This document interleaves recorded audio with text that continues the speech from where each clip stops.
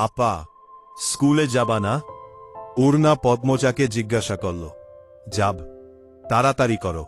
তাড়া দিয়ে পূর্ণা বাড়িতে ঢুকল। পদ্মজা বাড়ির পিছনের নদীর ঘাটে উদাসীন হয়ে বসে আছে। এ নদীর নাম মাদিনী, ছদ্মনাম। গ্রীষ্মকাল বিদায়ের ৩ সপ্তাহ চলছে। এখন বর্ষাকাল। মাদিনী জলে কানায় কানায় ভরে উঠেছে। সে যেন স্রোতস্বিনী। ঘোলা জলের একটানা স্রোত বয়ে যায় সাগরের দিকে। উজান থেকে ভেসে আছে ঘন সবুজ কচুরিপানা। পদ্মজার এই দৃশ্য দেখতে বেশ লাগে। নিষ্পলক চোখে তাকিয়ে আছে মাদিনীর স্বচ্ছ জলের দিকে। মাদিনীর বুকের উপর দিয়ে একটা লঞ্চ যাচ্ছে। লঞ্চ দেখে ১ মাস আগের ঘটনা মনে পড়ল তার। সেদিন রাতে হেমলতা ছুরি ধার দিয়ে রুমে ঢুকে গেলেন। পদ্মজার কাঁপা পায়ে রুমে ঢুকে বিছানায় শুয়ে পড়ে। কিছুক্ষণের মধ্যে ঘুমিয়ে পড়ে। এরপর দিন স্কুল থেকে বাড়ি ফিরে নামায় পরে খেতে বসল। তখন হিমেল হন্তদন্ত হয়ে বাড়িতে ঢুকে। হিমেল হচ্ছে হেমলতার ছোট ভাই। আপা, এই পদ্ম, আপা কই? হিমেলের কণ্ঠ। কি হয়েছে মামা? জবাব দিল পদ্মজা। পদ্মজার প্রশ্ন উপেক্ষা করে হেমলতাকে হিমেল ডাকল। আপা, এই আপা। হেমলতা বাড়ির পিছন থেকে ব্যস্ত পায়ে হেঁটে আসে। কি হয়েছে? হিমেল হেমলতাকে দেখে হাউমাউ করে কেঁদে উঠল। আপা, ভাইজান খুন হয়েছে। রাইতে কে জানি মায়রা ফেলছে রে আপা। হিমেল কাঁদতে কাঁদতে হাঁটু ভেঙে বসে পড়ল। পদ্মজা তাৎক্ষণিক সন্দিহান চোখে মায়ের দিকে তাকাল। হেমলতাকে দেখে মনে হল তিনি চমকেছেন। অথচ তার চমকানোর কথা ছিল না। নাকি হিমেলের সামনে অভিনয় করলেন? পূর্ণা, প্রেমাকে অধিক আসতে দিস না পদ্ম, আমি আসছি। হেমলতা বাড়ির বাইরে মিলিয়ে যান। হিমেল পাশে খুঁড়িয়ে খুঁড়িয়ে হাঁটছে। ছেলেটা বোকাশোকা, জন্মগত প্রতিবন্ধী। ২২ বছরের হিমেল এখনো শিশুদের মতো আচরণ করে। কথায় কথায় খুব কান্দে। সেখানে তার ভাই খুন হয়েছে। ১ মাস তো প্রতিদিন নিয়ম করে কাঁদবে। পদ্মজা রাতেই ভেবেছিল এমন ঘটনা ঘটতে পারে। তবুও এখন ভয় পাচ্ছে খুব। পুলিশ গিয়েছে, মাকে কি ধরে নিয়ে যাবে ভাবতে গিয়ে পদ্মজার বুক ধক করে উঠল। গ্রামের কাছেই শহর, থানা। পুলিশ নিশ্চয় চলে এসেছে। পদ্ম ধপ করে মাটিতে বসে পড়ল। সে ঘামছে খুব। নাক মুখ গলা ঘেমে একাকার হয়ে যাচ্ছে। পূর্ণা খুনের কথা শুনেই খুব ভয় পেয়েছে। তার মনে হচ্ছে সেও খুন হবে। খুব বেশি ভীতু পূর্ণা। পদ্মজার শরীর কাঁপতে থাকে। চোখে ভাসছে হেমলতাকে পুলিশ শিকল দিয়ে বেঁধে নিয়ে যাচ্ছে। তার খুব কান্না পাচ্ছে। আর সময় নষ্ট না করে তড়িঘড়ি করে উঠে দাঁড়াল পদ্মজা। মাথায় ওড়নার আঁচল টেনে নিয়ে পূর্ণার উদ্দেশ্যে বল, প্রেমারে দেখে রাখিস বোন। বাড়ি ভর্তি মানুষ, আরও মানুষ আসছে। হেমলতা মানুষজনকে ঠেলে হানিফের লাশের সামনে গিয়ে দাঁড়ালেন। তখন ফর্সা রঙের ২ জন মহিলা ঝাঁপিয়ে পড়ে তার উপর। আকস্মিক আক্রমণে হেমলতা অপ্রস্তুত হয়ে পড়েন। খেয়াল করে দেখেন ২ জন মহিলা তার মা আর বোন। তারা হাউমাউ করে কাঁদছে। কিন্তু হেমলতার তো কান্না পাচ্ছে না। ব্যাপারটা লোকচক্ষু ঠেকছে না। একটু কি কান্নার অভিনয় করা উচিত? হানিফের মৃতদেহ দেখে মনে হচ্ছে কেউ ইচ্ছেমতো কপিয়েছে। এমন শান্তি অনেক দিন পাওয়া হয়নি। পদ্মজা সেখানে উপস্থিত হয়। হেমলতার নজরে পড়ে। ভীতু চোখে মায়ের চোখের দিকে তাকাল পদ্মজা। হেমলতা ভ্রু কুঞ্চিত করে আবার স্বাভাবিক করে নেন। পদ্মজা চোখ ঘুরিয়ে দেখছে পুলিশ এসেছে নাকি। চারিদিকে এত মানুষ। পদ্মজাকে এদিক ওদিক উঁকি দিতে দেখে হেমলতা এগিয়ে আসেন। চোখ মুখ শক্ত করে পদ্মজার মুখ ঘুরে দেন। পদ্মজা দ্রুত ওড়নার আঁচল মুখে চেপে ধরে গোয়াল ঘরে ঢুকে পড়ল। তার মা চায় না সে কখনো এত মানুষের সামনে থাকুক। হেমলতা ঘাড় ঘুরিয়ে দেখলেন পদ্মজা গোয়াল ঘর থেকে উঁকি দিয়ে বাইরের অবস্থা পর্যবেক্ষণ করেছে। কিছুক্ষণের মধ্যে পুলিশ আসলো। জিজ্ঞাসাবাদ করে হানিফের লাশ নিয়ে গেল। লোকমুখে শোনা যায় হানিফ খুন হয়েছে শেষ রাতে। এরপর নদীতে ফেলা দেওয়া হয়। লঞ্চ ঘটে, লাশ ভাসে। হেমলতাকে পুলিশ নিয়ে যায়নি বলে পদ্মজা স্বস্তির নিঃশ্বাস নেন। মানুষের ভিড়ও কমে গেছে।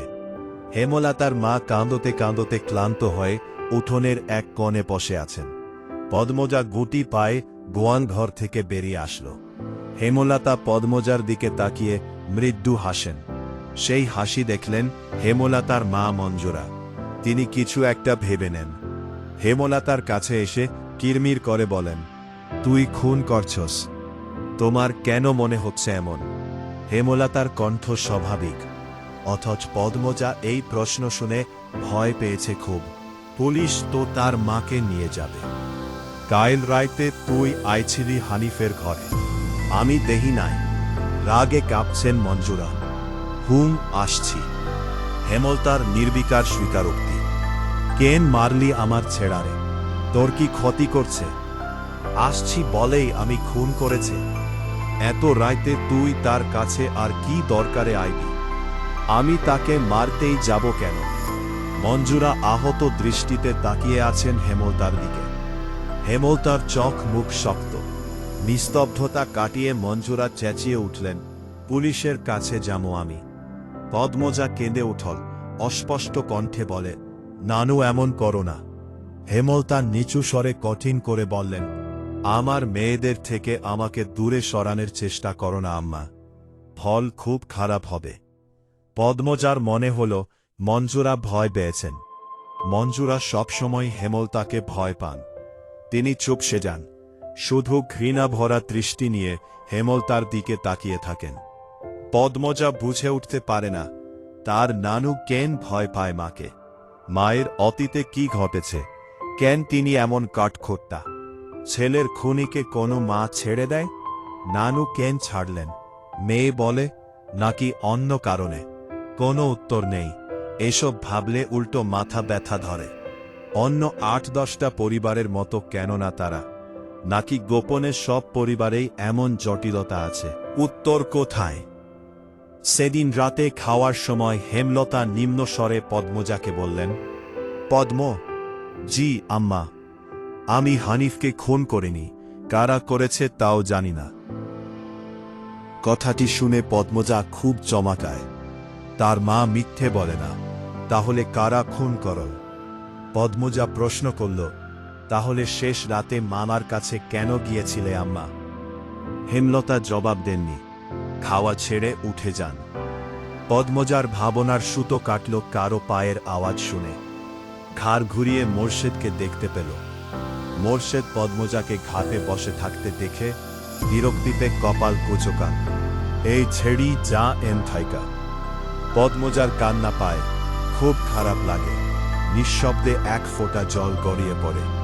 তা আড়াল করে ব্যস্ত পায়ে বাড়ির ভেতর চলে যায়। কয়েক মাস পর পদ্মজার মেট্রিক পরীক্ষা। ৩ বোন বয় নিয়ে সড়কে উঠল। পদ্মজার কোমর অবধি ওড়না দিয়ে ঢাকা। পূর্ণা এক নাগারে বকবক করে যাচ্ছে।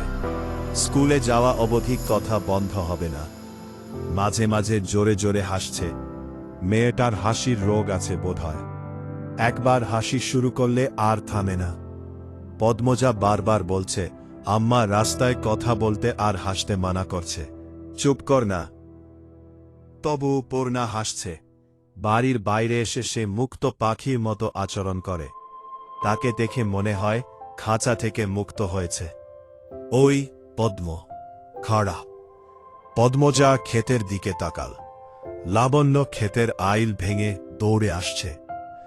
লাবণ্য আর পদ্মজা এক শ্রেণীতে পড়ে।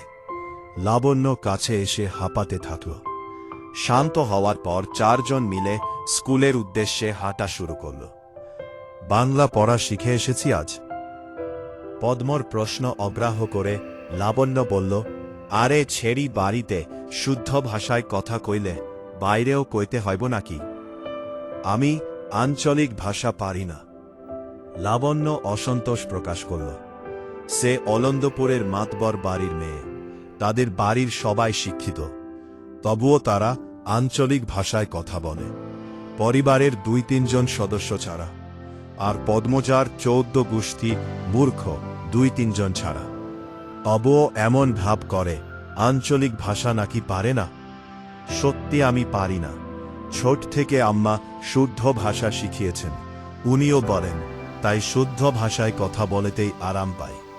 পূর্ণা তো পারে, আমার চেষ্টা করতে ইচ্ছে হয় না। আচ্ছা বাদ দে, শুন, কাইল আমরার বাড়িতে নায়ক নায়িকারা আইব।